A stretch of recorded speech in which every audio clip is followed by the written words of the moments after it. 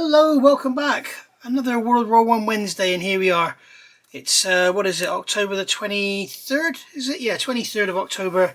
I'm filming this now on the Sunday the 20th. So, well, I'm starting to film on Sunday the 20th. So all I seem to do lately is just trying to work ahead to get the Porsche, the Stuka Sunday, and this video done. So I'm not getting any of the modelling done whatsoever. So I need to think more carefully in future when I commit to these things. Anyway, so we're back. Last week we did some work on the Austin, so I think this week it's the turn of the Sopwith. I've also got another book review for you. Ray has kindly sent me another book, so we'll have a look at that as well in a minute. That's related to the Sopwith Camel. So if you remember, we've done these brass bars on the end of the actual tailplane. And we've completely remade the elevators from the brass rod, and you can see that I've built this side up here with super glue and sanded this side down where I've got them slightly out of level. So this is all going to get painted gloss black. Now I'm going to move this out of the way. As you can see here in the instructions, when we get to the construction of the elevator and tailplane, we've got all these little hinges to go on, and we've got all these little tie down points. Now obviously this here, D3, these pieces here are done. Okay, we've also done that, and we've done that one. So now we've got to add these little horns. Now we've got an option here, and I'm not sure why we've got the option. If you want to lock the elevator, please use L13. Oh, okay, so this one, basically, L13 is going to go over here and lock the elevator onto the tailplane so it won't move. So we're going to be using L12. So we're not going to be using that one or that one because we're going to be having the elevator moving. So I'm going to go into the box and I'm going to find sprue L. Now I believe sprue L is this one here, one of these black ones with the where we have two of each spring. There's a little piece of brass rod come out there. So that one there is not L, that one is J. These two here are L. So what I'm intending to do now is, in fact what I might do is actually put the hinges on first. So the hinges are actually on the D sprue. Is this D here? Yes. So we'll put those out of the way. I'm going to fold the instructions in half so we're not whiting out the camera. And so we've got, it will go away, we've got hinges here, so we'll grab our snips and their hinges are here. So we've got 1, 2, 3, 4 required. So we've got 1, 2, 3 there. And then we'll get another one here because the other two are for the rudder. We have, yeah, there's two there for the rudder. So these need to be cleaned up. Now I'm assuming these hinges are steel. So they're going to be painted black along with everything else. This rod here is steel. This whole elevator is steel. And these ends here are steel, so I'm assuming these hinges are going to be steel, so they're going to be painted black. Well, they are going to be on mine anyway. So I'm going to get these cleaned up. We've got sprue gates on the end, you can see, that have to be removed. You can see the bloody part. We've got sprue gates on the end to be removed, and then we've got a sprue gate in the middle as well. So we'll get all those off, and then we'll look at getting this glued together. And this time I'll try and make it so that it all works. Not like I did with the tail skid, if you remember. Right, back in a second. Right, so we are ready to go. We need to make sure we get these the right way up. Now we've got these 3 pins on here. They face down on the tailplane, and then on the elevator we've got this little lug in the center here, and that faces down. So we need to make sure we get them the right way up. So I'm going to hold them together like this.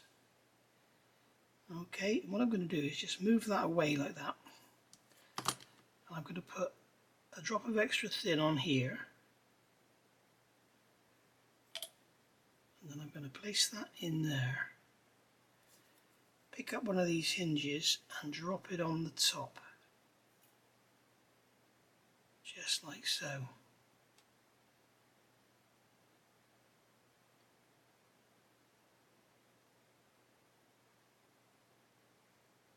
If we just keep that moving, it should prove that we're okay. We're good to go. Then the next one's going to be a bit more tricky because we've got the actual elevator in place. We need to be careful not to capillary the glue down. I'm a little bit disappointed the way they've done this. I'd have thought they'd have had these hinges going on from the underside, and then the sprue gates and everything wouldn't be all in your face and pointing upwards. So what I need to do now is find a means of actually clamping those closed. I'm going to come and grab, see if I can get a bulldog clamp in there. Be careful not to break anything. It's all quite fragile, this, as you can see. I'm not sure if I can get a... No, I can't. Maybe a close peg, maybe one of these reverse ones. Yeah, can I come in from the other side?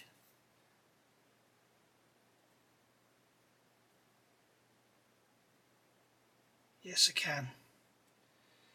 Okay, so another one of these reverse ones. This one's all burnt because I've been using it to hold something to solder together.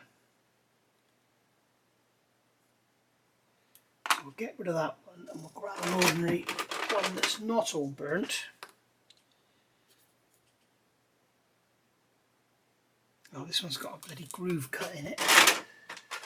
Oh dear, right. I use these things for all sorts.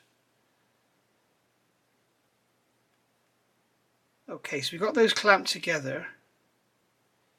What I can do now is just use the end of my tweezers just to pinch them to get them parallel, and then I'm going to put a tiny drop of quick setting in there and in there. And I'm using quick setting because, as you'll know if you follow my channel, what you can do with quick setting, if you do get any on the part, I'm going to move that clamp up. If you do get any on the part, what happens is the part goes tight and then suddenly becomes free because the quick setting sets so fast. Now you can see here we don't have an issue. Everything is glued together perfectly.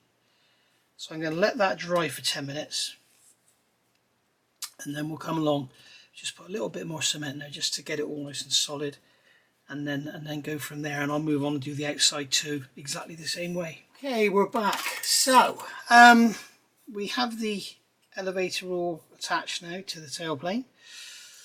So now we need to fix the horns and there's some bits. I'm looking at the blooming rudder there, little rudder.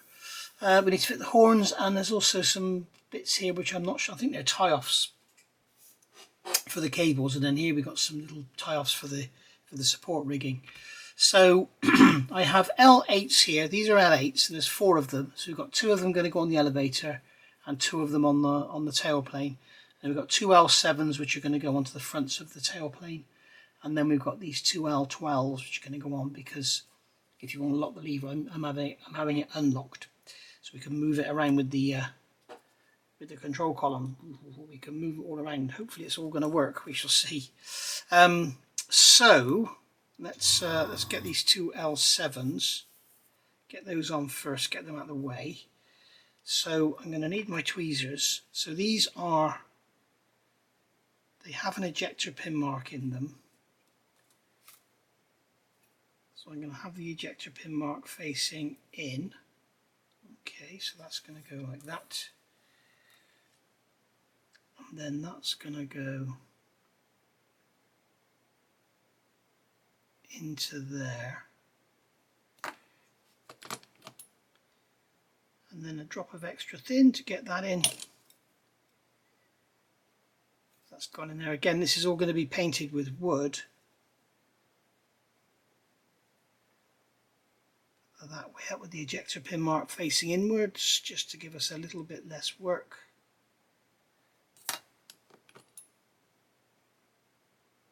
Okay, so glue that one in there. There's that one in. Okay, so that's for our rigging, I assume.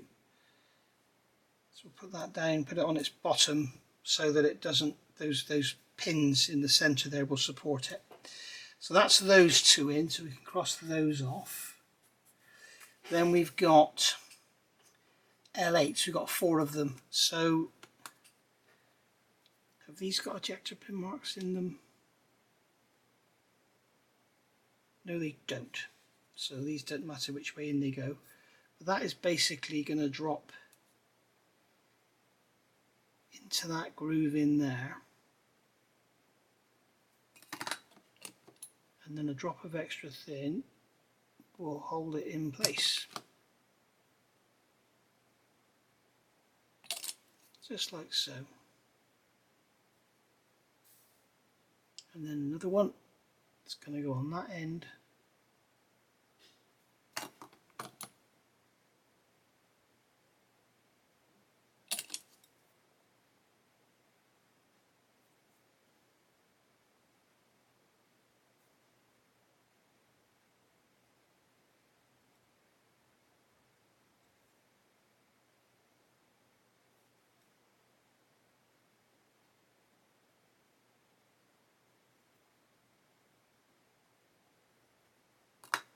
There we are.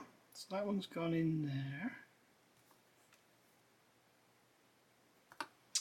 And then, where's this one going? We've got 2 L8s going into these bits back here. So one's going to go into there. Whoops.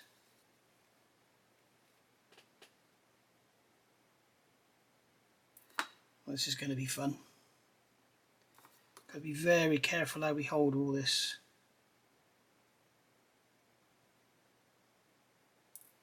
This is going to be a good right old laugh, isn't it? Especially when you've got sticky bloody tweezers.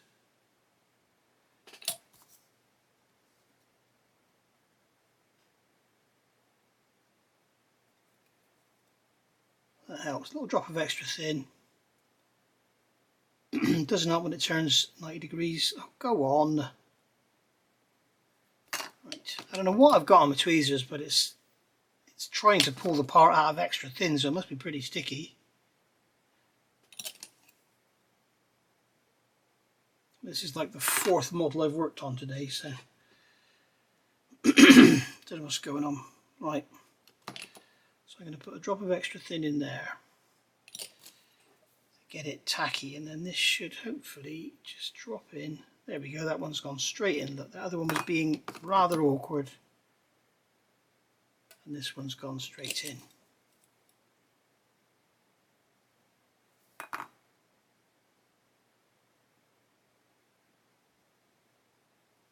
Here we are. And then just going to give that a little squeeze, because that one's looks like putting it down is knocking them out of shape.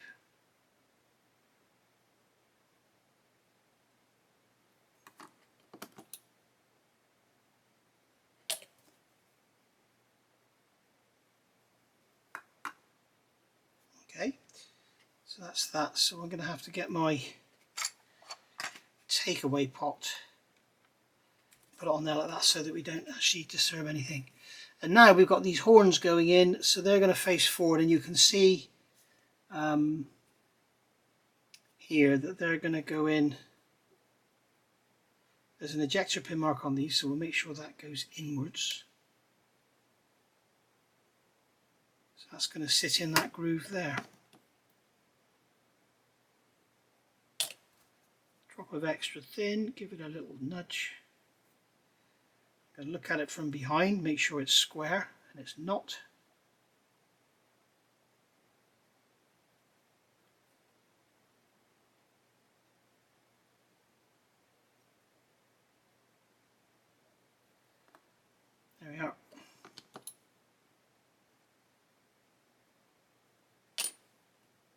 Here we go. So that's that one in, and then turn it over.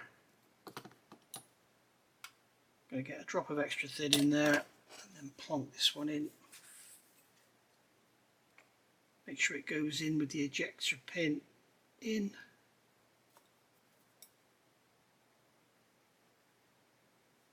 Get it square. Drop of extra thin. So that's our tailplane and elevator built up. So we can leave all that to dry and go nice and solid. Put it in there to dry so we don't disturb anything. And then we can look at getting it painted. So I guess in the meantime we need to have a look at this book that Ray has kindly sent me. And here she is, Sopwith Camel by J.M. Bruce, Windsock data file 26.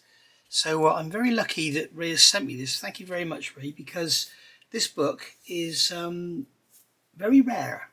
He's just had the last run done ever. There won't be any more. And what he's saying, as of mid-2024, he has 20 copies left. And they are £40 each plus postage and packaging. But the description of the book is, I haven't even looked inside the cover yet. The description I've got here is, this third edition of Jack Bruce's classic data file on the iconic Sopwith F1 Camel has remained one of our very best sellers for many decades. The image-laden data file includes many close-up detail photos, a double-page centre spread cutaway drawing, detailed scale plans and 3 colour profiles. We are down to the very last dozen copies and have no plans for another edition. So that is obviously before he had the final little run. So he's telling me he's got 20 copies left and they're £40 each plus postage and packing. So let's have a look. It's Windsock data file number 26. And yeah, it's going to be a pleasure to look in here, I believe. So J.M. Bruce with a lot of letters behind his name. So here we've got some beautiful period images of the Sopwith Camel. Unfortunately, there's one that's come to a sad end. So we can see the Sopwith taper wing camel. Not sure if they all had the taper, but I'm sure we'll find out with the build of ours. And then we've got the shame we haven't got any with the all the canvas stripped off. Some more lovely images, obviously all black and white because they're period, and some interesting wheel covers there. Very proud pilot. Interesting to see they've got some wood grain on the propeller. That a lot of them don't seem to have that. And there's some more lovely images here. We've got a drawing there with no engine fitted. Oops, that wasn't supposed to happen. Some great images there showing all the oil and mud and everything spattered all across the bottom. They're going over some proper grainy photographs. But, very nice little spinner on that one, which is a little bit lovely. And then here we've got the taper wing.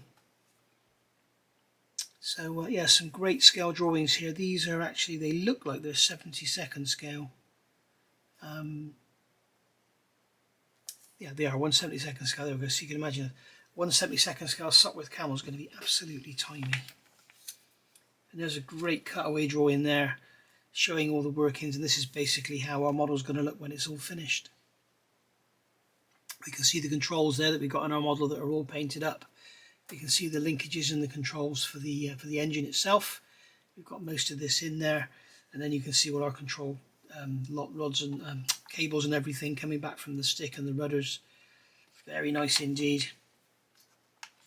More scale drawings. They look like they're probably 48th. Are they? Where's the scale? Yes, they're 48th.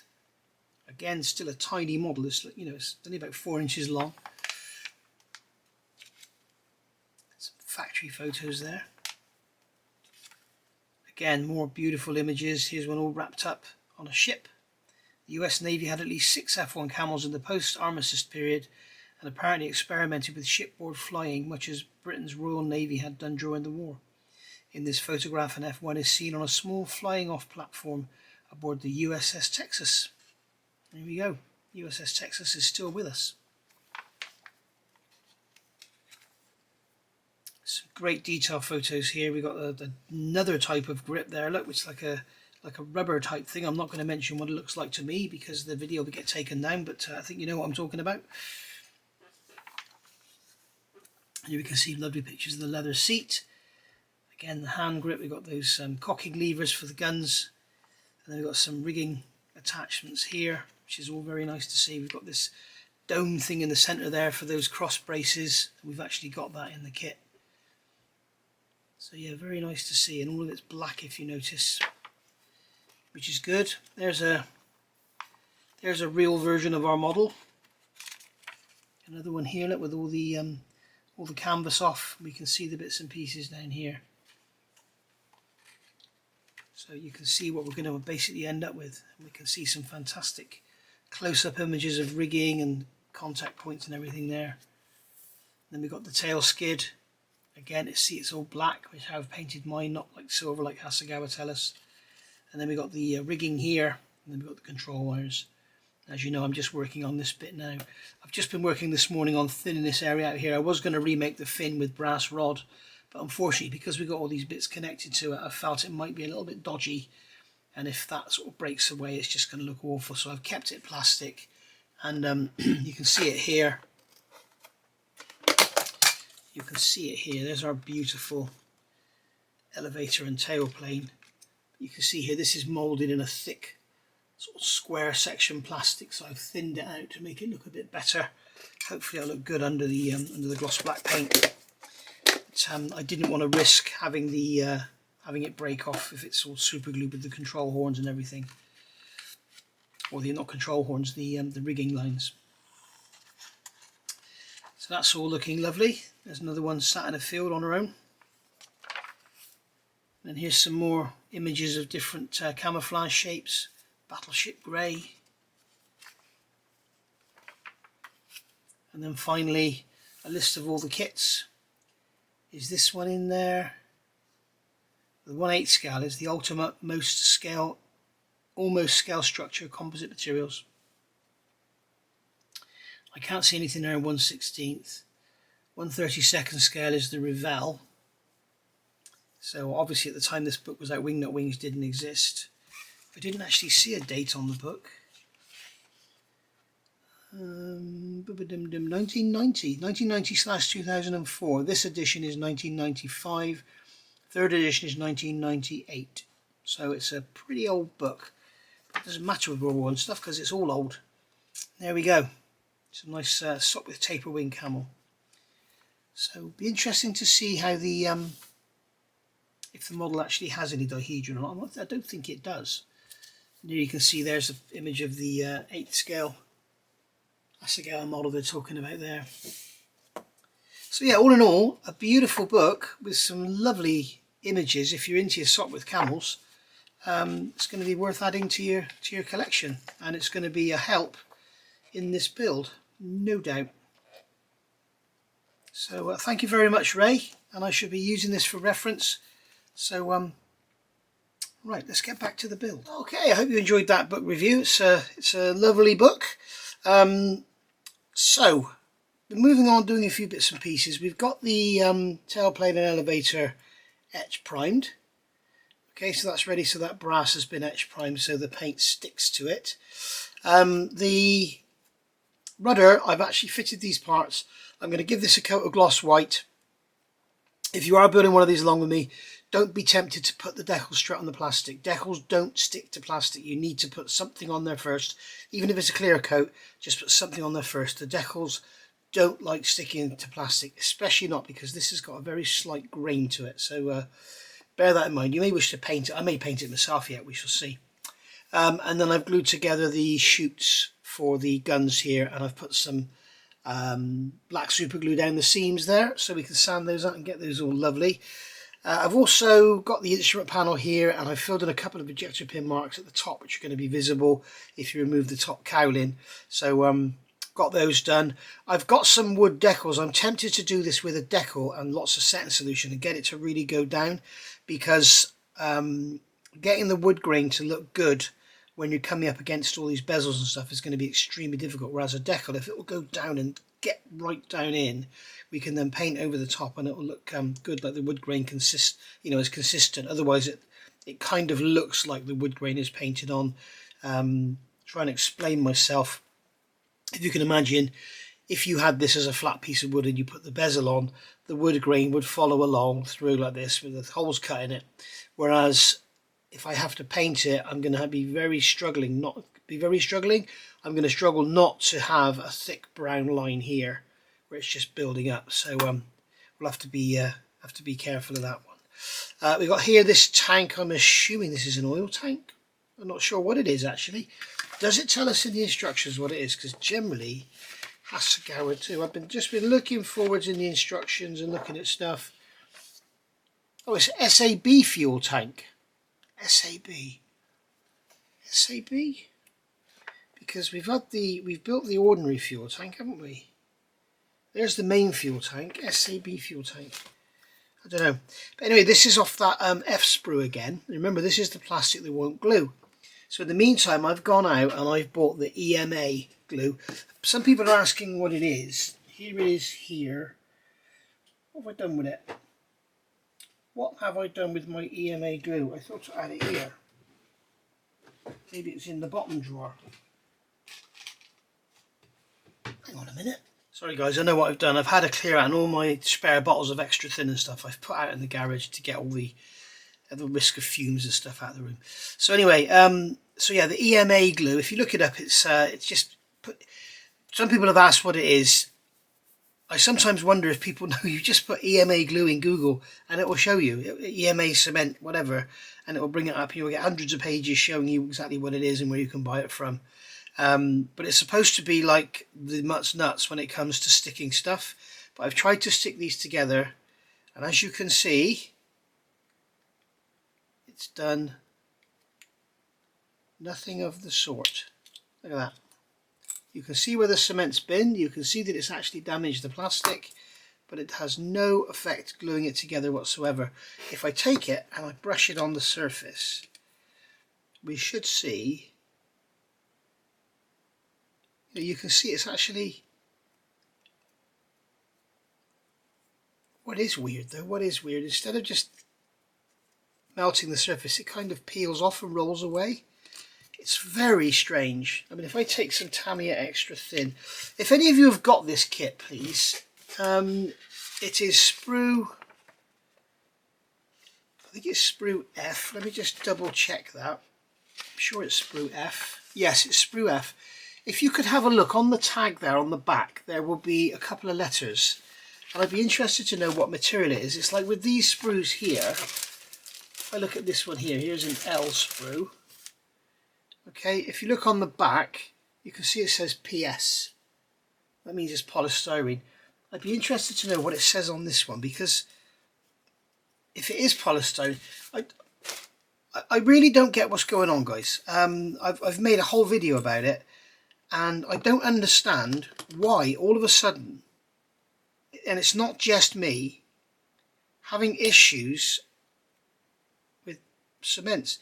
You see now, you can see there, I can put on extra thin on here. This is a brilliant example.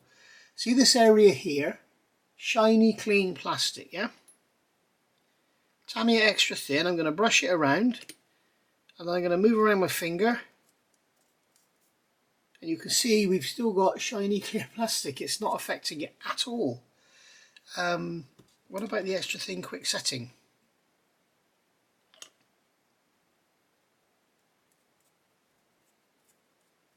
You can see it's made a bit of a mark on it, but it's just a slight mark. But nothing seems to touch it. It's really, really strange. I've also got, because it was recommended to me, I've got this stuff here. Where is it?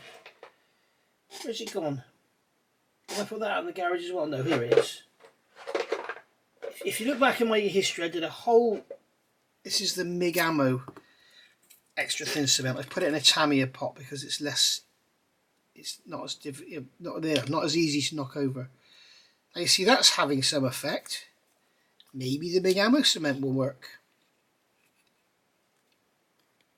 Let's just run some down in there and let it capillary along. This is the bottom of the tank, so I'm not really worried about it too much. You can see I can give that a squeeze and it oozes out. Okay. Has a very unusual smell as well, this one. So we'll give that a few minutes and see what happens. Right, that's been about 3 minutes, so it should have sort of started to bite. And it certainly would appear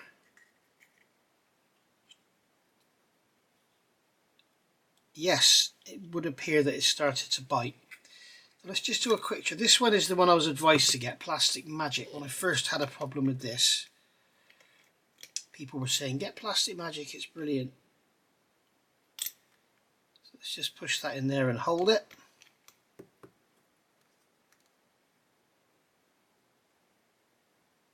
And you can see it's doing absolutely nothing.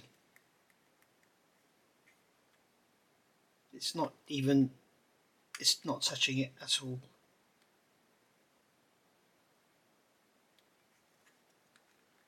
I mean, yeah, I should clamp it and give it a bit longer, but I can see, I can see that it's not working, but you can see that this one is definitely biting. So what I'm going to do, it looks like MIG Ammo has actually come out on top. This is the MIG Ammo Extra Thin Cement. And if you remember when I did my test, it worked really well. There, although I'm not sure if I even used it in the test, but I did use it in another video which you haven't seen yet.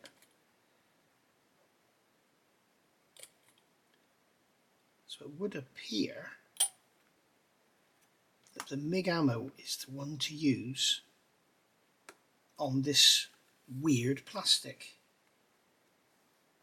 I mean, we all know, guys, I mean, why don't they make clear styrene from this stuff? Because you can get extra thin all over it and just rub it off with your finger and it doesn't affect it. I mean, that would be great, wouldn't it? But it's very, very strange. I mean, if we grab another, this panel here, it's got ejector pin marks in it, so I may have to sand them out anyway. Let's just get some of this Plastic Magic. Brush that on there. Give it a few seconds. Yeah, it's made a mark on it, but nothing much. Now, the MIG, no, that's EMA. The MIG Ammo.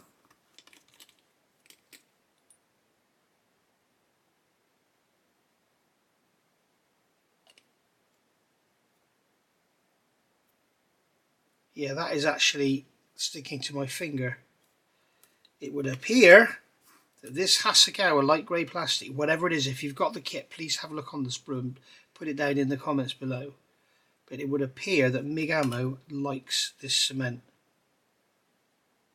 Completely dries in 10 minutes. So we shall see. Whoops, that peg's flown off of there. But you can see the difference. And that EMA, you can see that is actually stayed bonded. What I am going to do is put another drop of this stuff down here. Let that go in. Oh dear, dear, dear. It's so difficult to clamp. It would probably be easier actually to tape it. Here's my strong. This is the Mr. Hobby orange tape. I must see actually if Rob does this over at Brooks Models. If you're not aware already, if you haven't seen the video, brooksmodels.com is a company in the UK. They will actually ship abroad if you want to. But all sorts of supplies, lots and lots of consumables and model kits as well. Use the code NMB10. Nigel's Model Image 10, and you will get 15% off. Sorry, 10% off. Sorry, 10% off when you spend £15 or more, up to 50. And if you spend £50 or more, use NMB20 and get 20% off, which is, you think about it, you're buying a £100 kit, you get 20 quid off. That's a bargain, isn't it? Right, so there we go. I'm going to let that dry. We'll see if that MIG Ammo actually works, and I'm going to put it through its paces, because the last thing I want to do is deal with all the seams, paint it all nice and aluminium and everything, and have it all crack open again. But when I did this fuel tank, the only way I could get around that, this fuel tank, the only way I get around that was super glue. So but at the time I didn't have any, well, I did have this one, I didn't think to use it, but we shall see how we get on. This one here, I'm not sure if it's any good. I mean, it says it's bonds ABS, styrene and plastics, other glues cannot. Well, no, it doesn't. It's not as good as Big Ammo, put it that way, and I don't think it's as good as EMA either, but there we go. But there's something in these bloody plastics these days that certainly extra thin ain't liking. And I had the same problem, if you remember, and I've said this so many times before, my Revell 1/32 scale Hurricane I built, I had the same with that. And Plastic Monkey Paul, he built one at the same time and he had the same issues. So wrote to Revell, and of course the reply came back, we haven't changed anything. Yeah, right, okay. Of course you haven't. It's just me being stupid.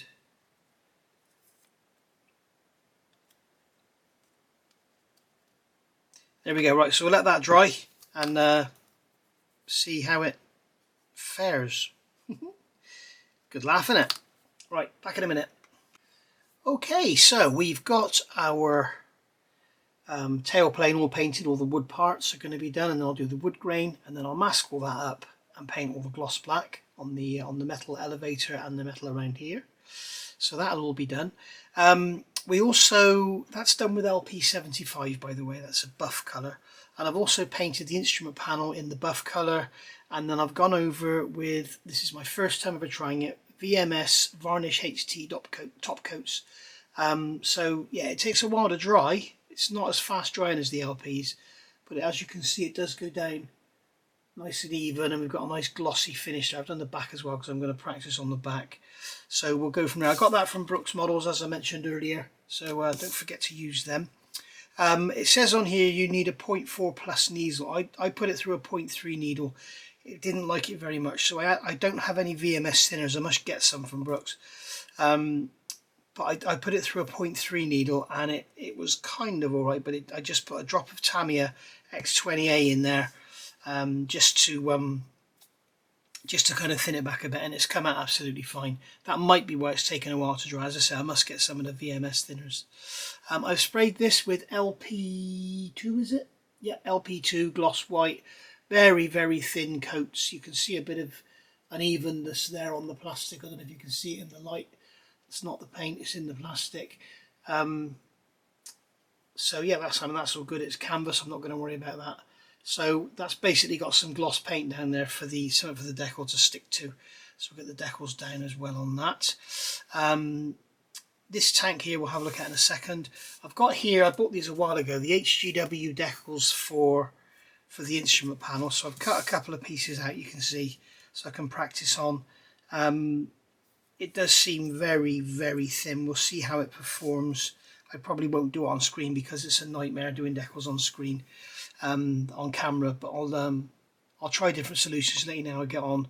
It's good to practice on something like this because, as I say, it's very uneven. It's going to require a lot of stretching and pulling about.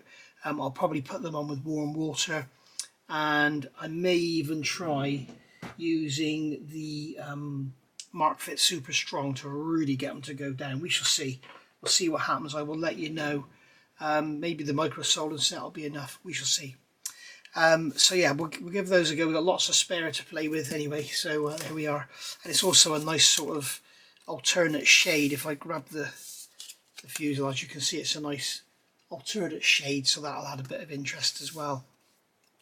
What I might do as well on here, I may give it a coat of orange or something just to brighten up.